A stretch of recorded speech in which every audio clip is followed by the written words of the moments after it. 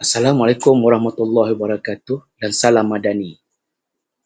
Bersama saya Fauzi Pandu Citra, pemandu citra bertauliah sektor awam. Hari ini kita akan membicarakan tentang maksud citra.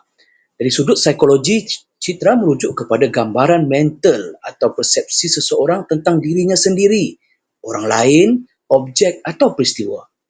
Ia bukan sekadar refleksi realiti, tetapi satu konstruk mental yang dibentuk oleh pengalaman, kepercayaan, emosi dan ingatan individu.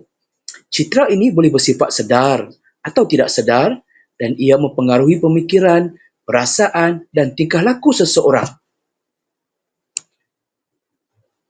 Bagaimana citra dibentuk?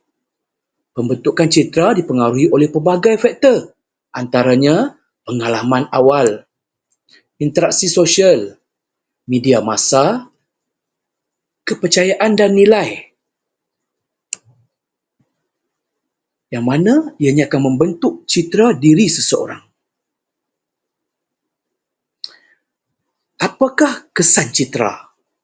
Citra yang positif dan sihat penting untuk kesejahteraan mental dan emosi. Sebaliknya, citra yang negatif dan tidak realistik boleh membawa kepada pelbagai masalah psikologi. Seperti kepercayaan diri yang rendah, kemurungan, kecemasan, gangguan makan, masalah hubungan interpersonal.